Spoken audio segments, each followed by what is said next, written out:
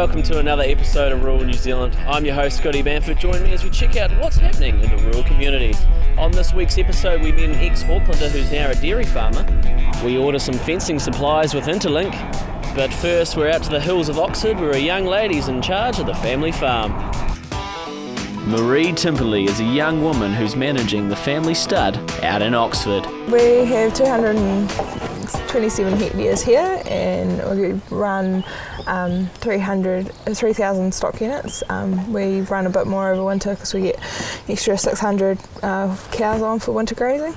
But we are dairy support to 3 different dairy farms with their dairy heifers, which is actually family farms, so we keep it with the support for, so it's a bit bigger plain, like it's not just us. We also supply a little bit of barley crop down below to the piggery, which is another wee element of the farm. But yeah, and what I love about this place is we have the stud Angus, which is Timperlea Angus stud, which is just another we like to we just like to have our hand in every pot possible. Yeah. So no, it's quite a good place up here. Yeah, and how's the stud going?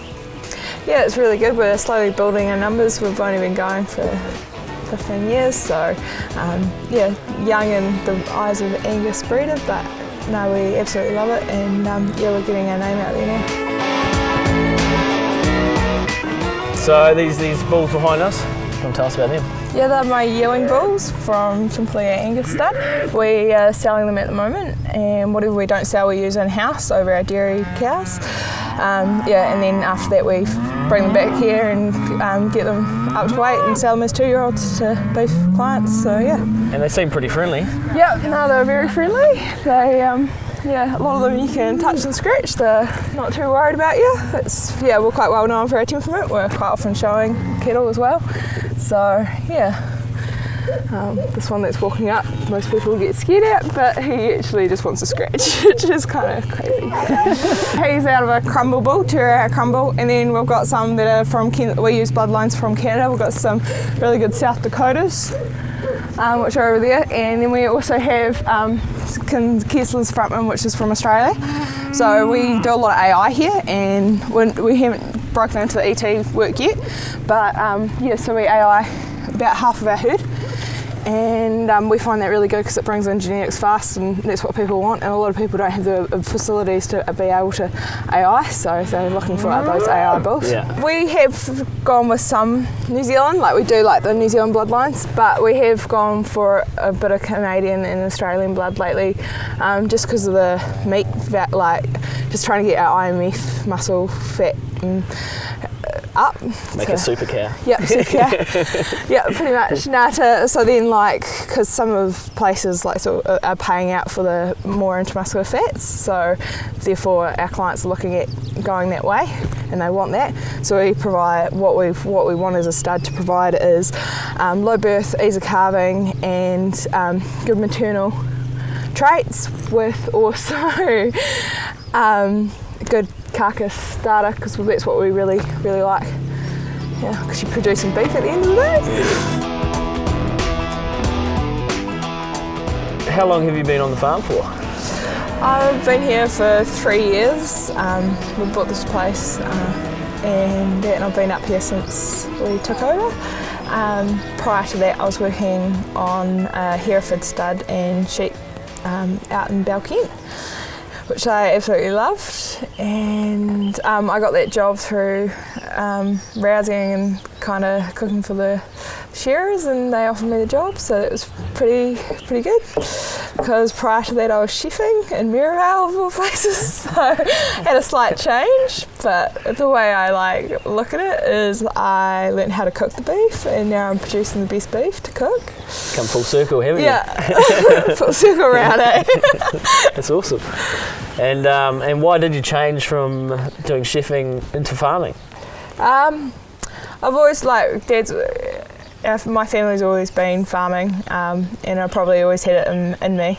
But I thought I didn't want to be one. I swore I didn't want to be one. But after chefing for 3 years, I missed it and loved it, and I kind of weaseled my way back into it and don't miss sheeping at all, really. Yeah.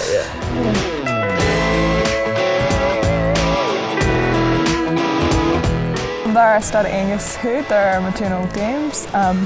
So there's 79 down there, and they all got their calves on.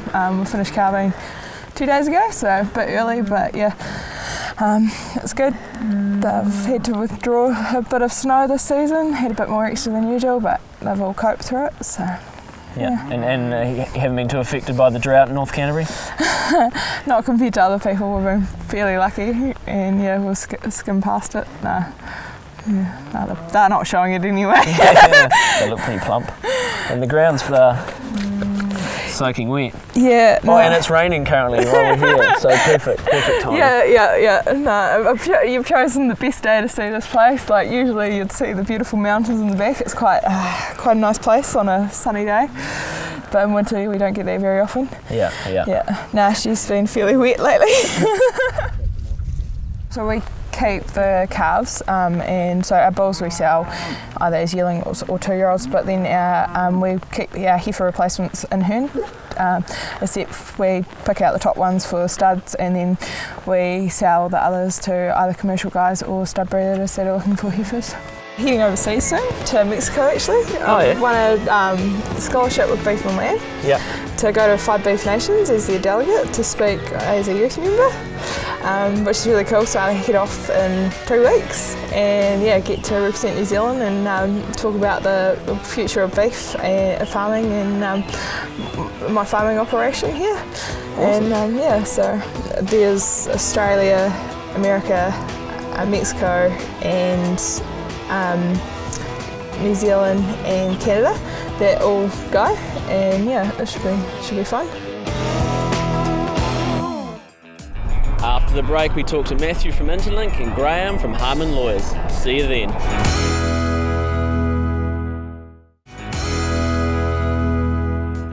I'm Graham Riak. I'm an employment law partner and general litigation partner at Harman's.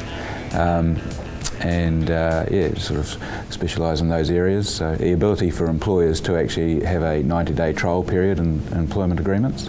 That's been around for a while, to be fair, but in the last few years it's been the case that if an employee it just doesn't work out and they're ultimately dismissed during the trial period, they can't actually bring a personal grievance.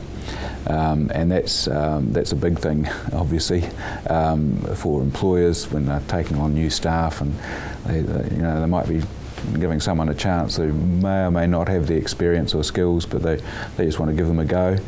They feel a bit more comfortable doing that, knowing that if it doesn't work out in the trial period, they don't have to leap through all the hoops and what have you of a normal dismissal for poor performance. And what are some of the benefits of employers sort of talking to you and then getting systems in place? Well, there's a lot of traps because in relation to the use of trial periods, because the courts are not particularly keen on having their jurisdiction ousted, so they like to be able to have people coming to court and with proper grievances. This prevents that, and so they do read the legislation very closely, and they read it down so that, for example, it doesn't apply to employees that have worked for the employer before. Even if there's been a number of years between when they last worked and have come back, they've still worked previously, so you can't put them on a trial period. Now that's been taken by the court to be to involve even employees who are just starting but haven't signed their employment agreement before they commence work. So at the time they sign the employment agreement, they're no longer new employees. They've already worked, even if it's only a day. So so that just shows, and if that's the case, then the court will say, well, actually that trial period protection doesn't apply here, sorry. You had to go through all the normal route, and it can be a real trap. So that's one reason why employers do need to get a bit of advice on it, the timing of getting the employee signed up. The other thing is, of course, the agreement has to have the right wording in the relevant trial period clause. So the fact that it might refer to a trial period of 90 days by itself isn't enough. It has to go further and say that the employer has the right to dismiss and what have you. So the right wording is crucial. There are some grounds that an employee who's been dismissed in a trial period can bring grievances.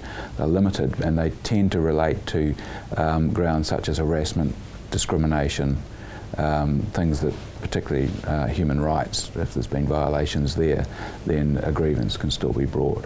So that protection doesn't apply to that, but it would apply to things for, just simply where the employee hasn't worked out, hasn't quite come up to scratch, been guilty of misconduct or something like that, then they're prevented from bringing a grievance, regardless of how they were dismissed.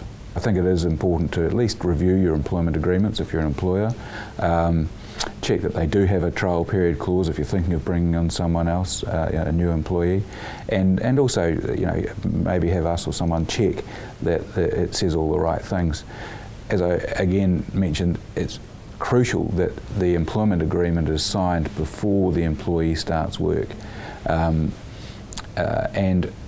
more than that, the law also requires them to have a reasonable opportunity to read the agreement, take advice on it before they sign it. So, and this can be really hard for some employers who are keen to get the worker started on the job.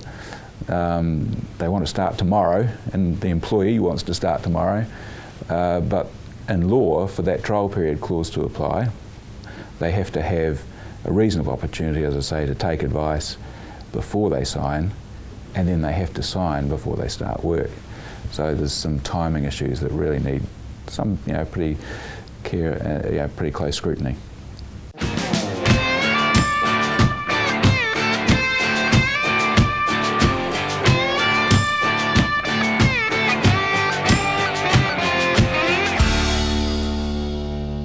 My name is Todd Halliday. I'm an equity dairy farmer down here in Hinds and Ashburton in the South Island.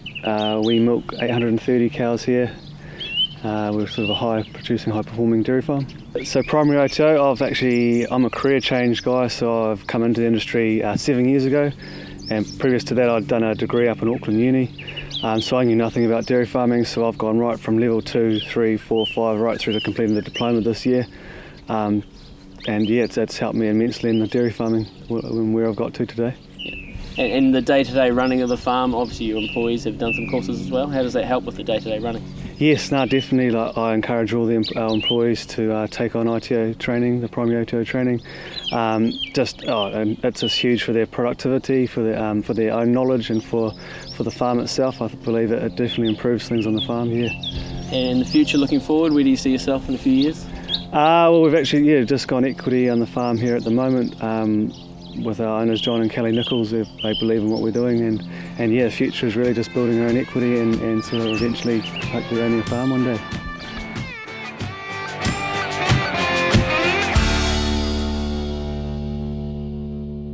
Matthew Kennedy from Interlink. Interlink Farm and Steel, we're a business set up in 2009, initially with landscaping, but since moved into farm and steel. The reason being that the internet has just come such a long way these days, and farmers, they deal with a lot of technology, a lot of capital, and are technologically savvy, and to go on the internet and know they can search and find products exactly the same they'll get from traditional stores. It made sense that we'll make it available to them direct online, and that's what Interlink Farm and Steel is all about. So what products can you supply the farmers? Certainly we're starting off with the bread and butter. It is wire posts, gates, and then we're trying to find new innovative products and bring those in. But at the moment it's straight bread and butter, and just showing farmers that we've got what's required to do the job for them. And are your products of an extremely high standard? Yes, we certainly work hard on that. We follow the 10-year contracts and quote and supply for those, and the 10-year contracts are high spec. The gates are heavy, heavier lugs, and also T-irons. T-irons, even though they're seen as more expensive, for a fence contractor it's about efficiency, and they're in high country. T-irons, you can bang them in with a Christensen's engine or similar and get the job done, where otherwise it would have been a strainer post and a lot of hard yakka. So we work on quality all the way. Certainly our best seller is the 4.25. Farmers always talk about feet, 14-foot gates.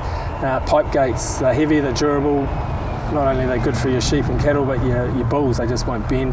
2.6mm gauge steel with extra lug support, so these are big grunty gates. And then we still have farmers who want extra strength or extra length, extra height recently, for example, or at 16 foot.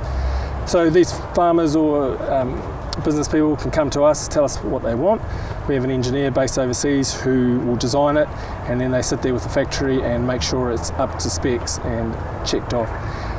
One thing that is the prudent farmers doing these days is they're planning ahead. So 3-4 months from now, when they know they need to get 15-25 gates or bulk amount of wire and wire posts, if they forward plan, they actually get substantially good deals. We see them as a partner in the manufacturing process, and they will just get a minor margin markup from us, but we take all the quality assurance and control and responsibility at the end of the day, and it just helps everyone. They get a great deal, and it helps us keep things moving along. And you're based in Wanaka, but you do deliveries nationwide? Oh yes, we do. We supply the Mitre 10 in various stores throughout the country, certainly out through the Wairarapa, Masterton, Waipukurau, and those other ones, Martinborough, and also South Christchurch, most of the Mitre 10s. That's with the more DIY gates, but then again the farmers, that's where it's direct to them, with the higher specs, better gauges and better prices. And if a client is at home and they want to get a bulk custom deal, will you be able to sort them out with that? That's what we're all about. Freighting product around the country is not cheap, so we got good freight rates based on moving a lot. So we do move a lot, several tonne at a time is pretty much the norm, and we can get them right to their property with some rural, very experienced rural cartage contractors. Yeah, and if people want to get in touch with you, how do they do that? The old 0508, even though we say come see us on the website and see us initially, farmers, they want to have a chat. They want to know who we're about, are we a decent person, and it's about quality and assurance. So do give us a call on 0508 468 375, that's 058 Interlink, and talk to us direct. That's what it's all about, and we'll assure you about quality, good prices, and get it to you when and where required. After the break, we check out Ironman 4x4 and we talk to Matt Jones from Ag Staff.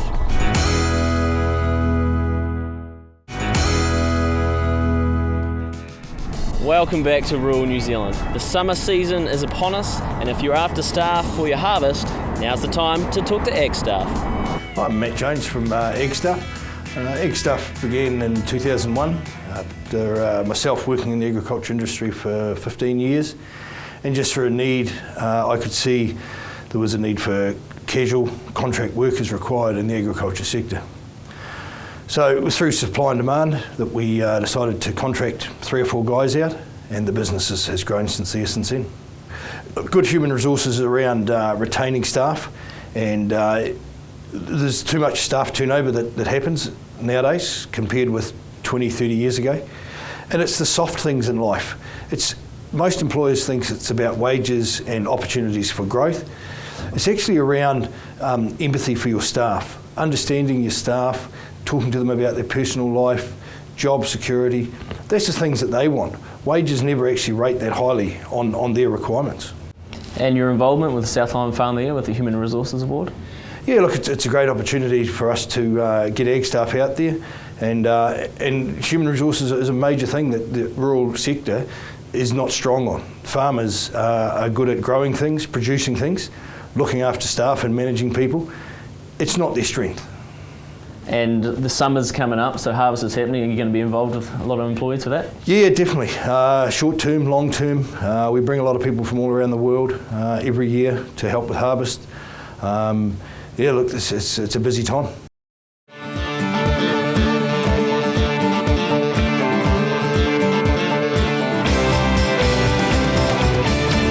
Okay, so we're down the farm, we're talking winches with Vince from Ironman. This is a pretty big winch, isn't it? Absolutely, yeah. So what we've got here is an Ironman monster winch. It's a 12,000 pound winch, so basically that's 5.4 tonne, so single line pull. So designed for the sort of heavy end of the vehicles, the Land Cruisers and the bigger trucks and the like.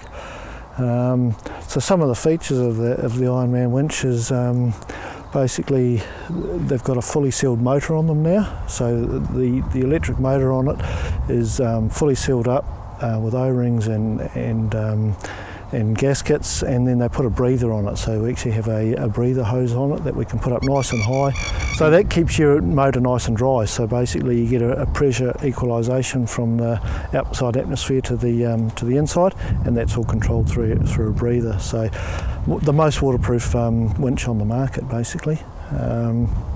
They come in a couple of styles and a couple of sizes. We have a 9,500 pound, which is 4.5 tonne, and then this is the bigger 12,000 at 5.4 tonne. They have a option of steel rope or synthetic rope. So the one we've got here is a synthetic rope. So it's as you can see, it looks pretty different to your normal sort of wire rope that you'd see on a winch. It's very lightweight, it's very strong, and it's also a lot easier to handle.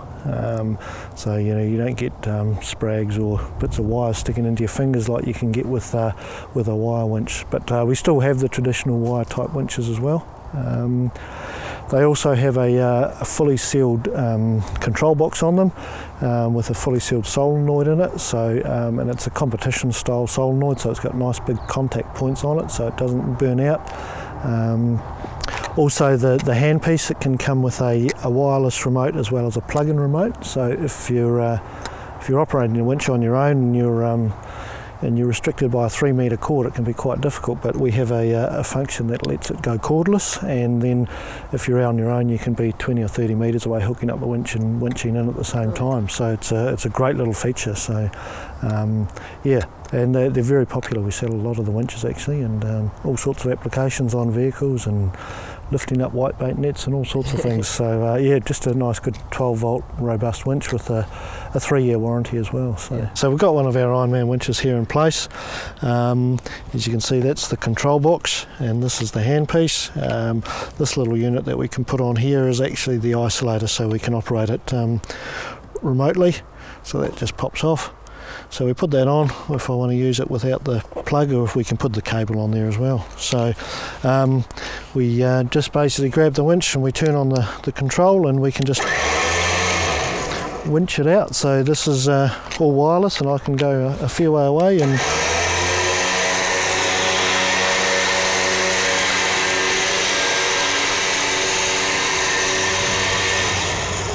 We should tie that around the cameraman and slowly winch him back in. yeah, exactly. So it's that simple. Just Yep, full so remote that's control. simple. Hook her onto your nearest tree or something like that, and basically we're away and just winch her in. Yeah.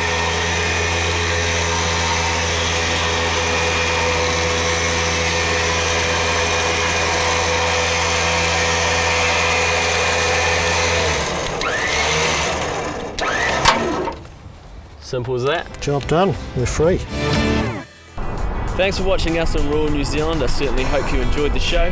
Just remember to like us on Facebook, and if you have missed an episode, you can watch it on demand. Catch you guys next time when we go on another amazing adventure. See you then.